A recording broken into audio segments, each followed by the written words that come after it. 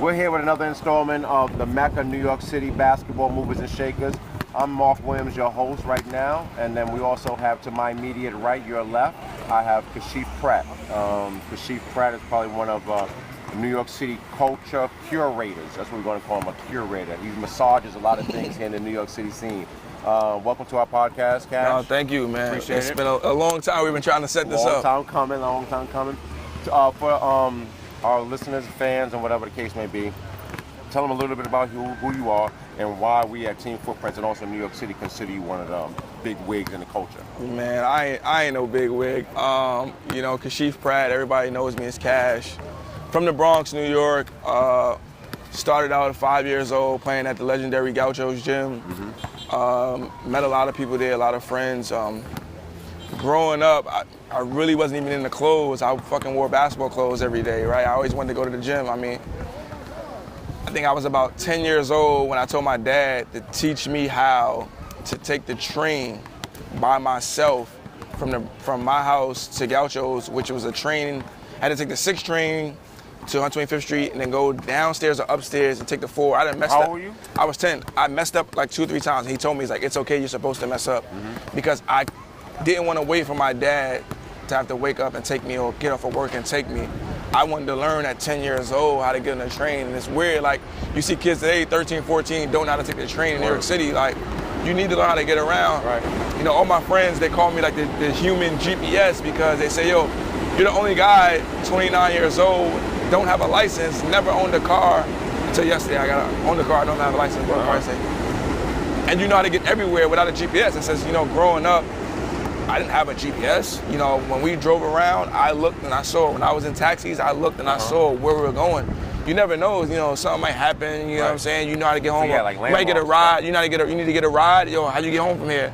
I give kids rides, you know what I'm saying? If I got people driving, you gotta get to your house from here, and they're like, no.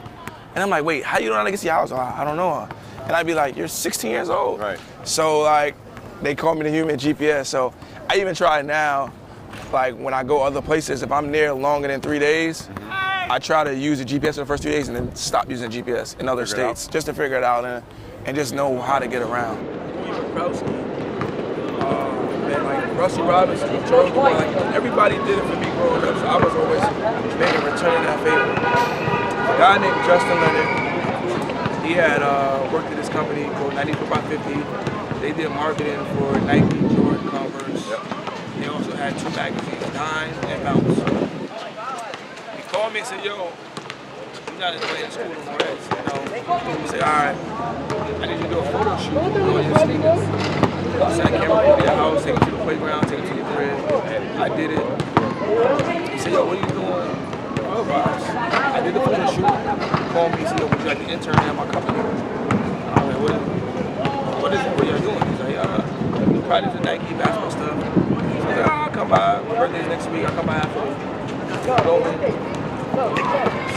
It's next to Dwayne Reed on Dwayne and Reed Street. I go in the building. Weird ass in the building. See a bunch of people. Cash, man, see Justin. I'll hit me out. Say, yo, this is it. Show me everything. First day, they say, yo, Cash, you know New York basketball everything, right? You can find 7 gyms that we can use for LeBron James, LeBron 7 shoes. We're gonna do like open gym free for kids. There's 7 different gyms around New York. I'm like, all right. Then you need about like 2 weeks. But all right.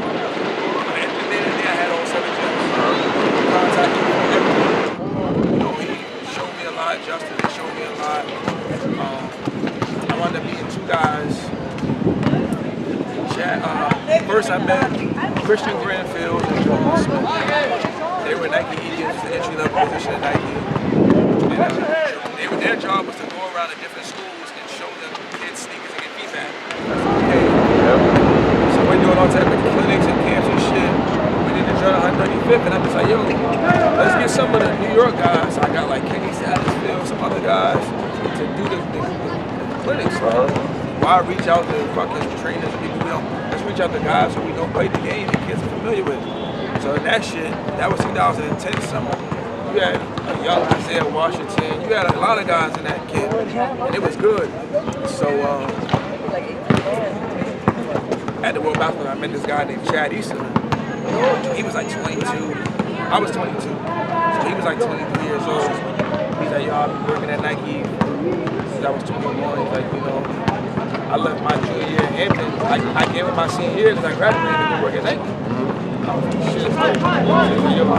I'm from Jersey. We know a lot of people. I'm coming to where you work in Portland. I'm coming to work in New York. Let's stay connected. So I would always go to Nike office and kick it with him. Right. Chat. Stay connected. I got a phone call. That was August. I got a phone call in September. I was like, yo, you got a resume? And I'm like, no, I'll make one. No, I ain't make you shit. Let's just make one. And email it to me. I'm like, what is it for? It's like, it's a job at Jordan Brand. Like geeking stuff, traveling around, showing the shoes. I ain't getting that shit. The leftover shoes from the clinic, they would tell me. Right. I would go to Rice, I would go to St. Benedict's in Jersey and say, yo, take these mellows and CPs, wear them for 3 days of practice, tell me what you did. Right. And I would ask questions about it, and that would be my reports. Right. So I had guys like Tyler Ennis, Jose Briscoe, Scoochie Smith, Amy Aguilar. I would have them do the shit. It was like real live reports because it's like, you go to a fucking store and It's a real basketball. you get a real basketball. What the fuck are they gonna tell you about a report and shit? Right. So it was good. It was something I found my niche. I did that for 2 years. And for some reason people started calling me the secret part. Right. Like, if I see the kid who started to have tons of basketball teams working with Nike and Jordan, I didn't play as much. So if a kid that wore size 13, I'd be like, yo, here, take this. Right. I don't need to take them. Even dudes like I get Edgar some sneakers to wear in the NBA Summer League, you know what I'm saying? So I would just look out and someone told me, he's like, man, you gotta, there's an opportunity for you in this business because you know the culture, you have the relationship and the kids respect you. So I was just like, is that a job? I don't do this for that. It's like who I am. So I just stayed around, stayed connected, and that's when the Terminal 23 opened. Right.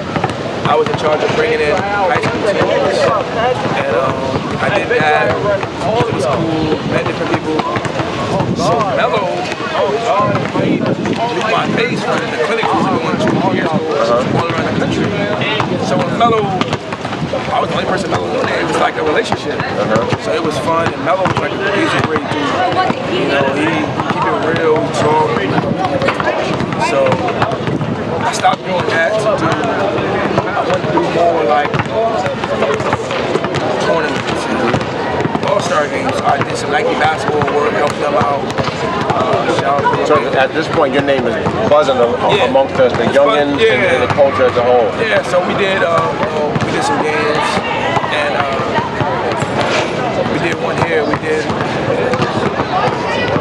First we did Hunt 20 and Park, Practice Black Park. Stanley Lumax, Chat, and Eastland. We had this thing called Run the Court that we did in Brooklyn with adults, where you bring your 5, game is 10. When you stay on, the object of winning is whoever wins the most games in a row. Right.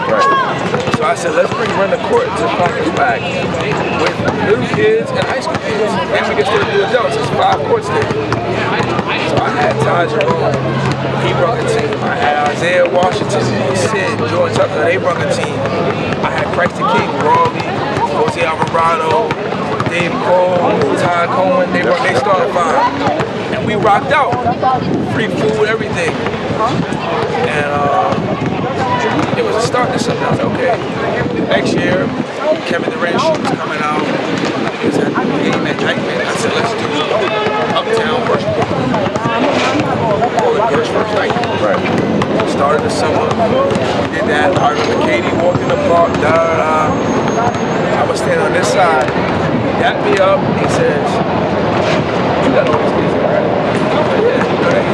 I knew that. He was like, they can move. They nice. We announced this shit. The game was Saturday. We announced it on Wednesday or Thursday. The streets is going crazy. Oh shit, Kingdom.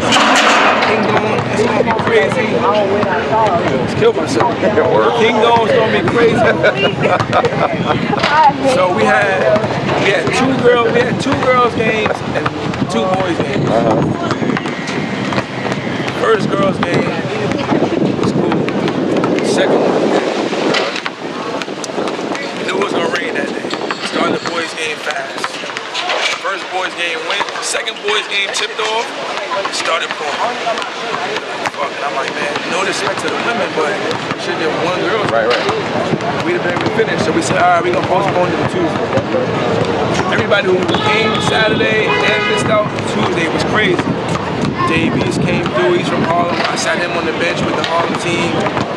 Jesse Sapp coached one team. Yep.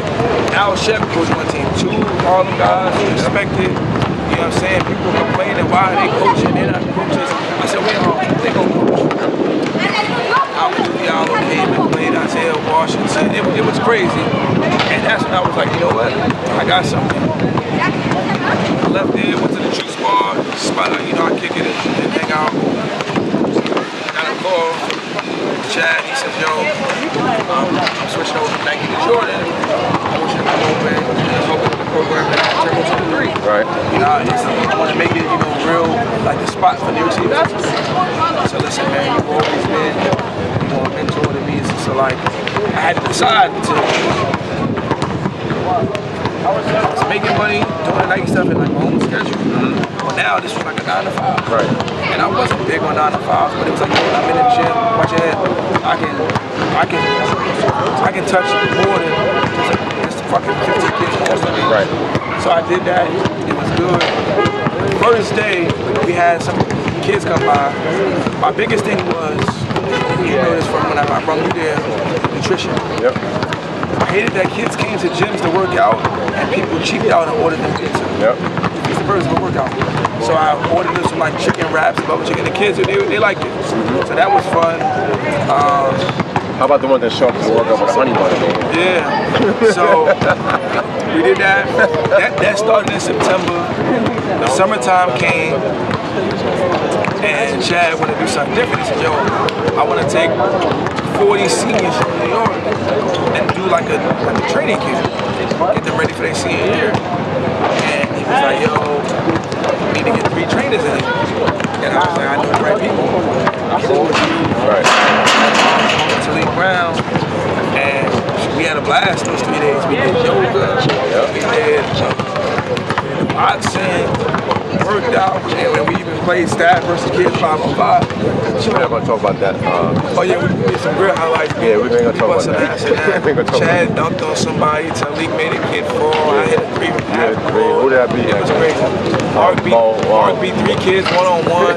It was crazy, but it was fun, and the kids got in real work.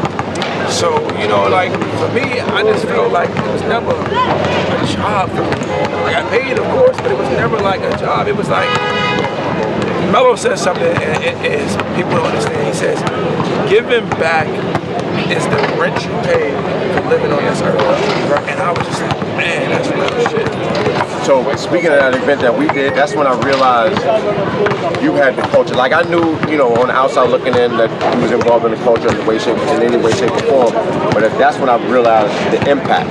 Because all of those 40 players that were in the gym that summer, they worked their ass off. And you were like the principal. When the principal walked into the room, she got quiet. I had to text them in the morning, call yo. Make sure you hear all that. And it was top players in there. So at what point did you think that, in addition to you having it then, where is New York City basketball compared to other places? And are we still the Mecca? I feel like we're always going to be the Mecca. Here's the thing, right? You can start at the top. You start unlimited basketball. When you think of grown men, you think of the NBA. Yep.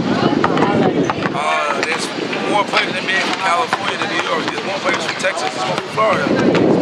Those states are also bigger than us. We say New York City. Exactly. Right, so you figure Brooklyn, Queens, Manhattan, and Bronx, you can run through all of those in an hour and a half. Yep. Go to Florida and give me an hour and a half radius and tell me if you got more. You ain't got more. No. So all right. No disrespect for it. California, same way. You go to the Drew League. I've never been to the Drew League. I've seen it. They do great work over there. Right. Man, Gian and Nike, they do great stuff. But California has 1 league. We have 8, 9, 10 leagues. If we say, you know what, we're gonna take the best players, we're gonna play 1 league indoors, we have the best league in the country. We will have Pro City 20 years. But guess what? Growing up, we earned our stripes on concrete. The NBA players, when they in other states, they don't play outside. Right. Regardless. Second, it's expensive as hell to live in New York in the summer. A lot of guys, it's expensive to live in California, but there's so much to do in California. So they do that. A lot of them live in Vegas. Right. A lot of them live in Florida, cheap in Texas. It's cheap. You gotta understand, this expense is not paid for by the team. Yeah, that's now here's what I would do. Let's just say I'm Nike, right? And Nike, your job is to work together as a whole. I'm putting in a contract, hey listen, I'm gonna pay you $200,000 a year. I'm gonna pay you $35 million a year. I'm gonna pay you $14 million a year. What I need from you in the off season is to hit all the Nike tournaments. 2 games in the Drew League, 2 games in New York City. I'm gonna need you to go out to DC. I'm gonna need that. Right. We're gonna pay for your housing that week. We're gonna pay for the flight. We're gonna pay, dinners, all that. So now Nike, the money you're spending in your tournaments, spend that extra, give those athletes, because like I had an NBA player, I'm not gonna say his name, but when they come, he's like, yo, shit, hotel is $700. Yeah, he's a millionaire, but it's like, yo, hotel is $700 a night. Right. I got 5 people with me, that's 3 rooms. Yep. And I get where they come from. You know, if you're not in that lifestyle, been around them, you don't get where they come from. Also, the taxes are crazy. I know one player, I'm not gonna say his name, I was telling him, I said, yo, I made $60,000 this year. They hit me for $6,000 in taxes. Like, do you have a mom? I'm sick. He said 6, he said shit. My shit, I gotta pay 6 too. I'm like, 6? That's it? Nigga, you made 1.6 million. Then I gotta pay 600,000. That's it. Fuck. Yeah. We went to dinner that night, so yo, I got it.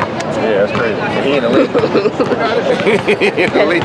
600,000, but like those are like as a playground fan, you don't think about shit, you don't know that shit. Like motherfuckers got other expenses. So when you see the runs that's on Instagram and all that stuff, these guys are doing in different parts of the world. I'm not gonna give anybody no shout outs or anything like that. Little do they know, New York had that.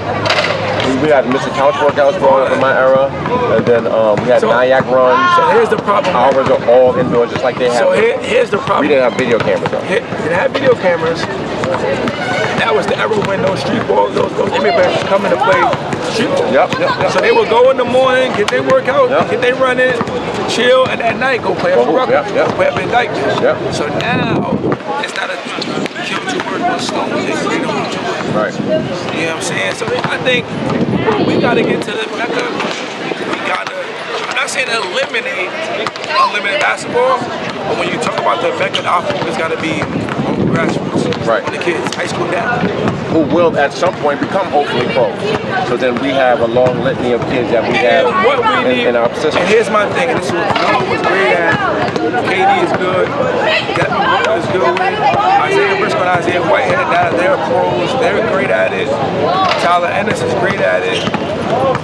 We have to get more of our guys from the New York, New Jersey area, our pros, whether it be NBA or overseas, to come back and spend time and get in the gym with these kids and explain to them, or it's a tax write-off. Donate to whatever. Take 10 kids and pay for them to come out to meet you. Take them to Vegas, take them to Florida.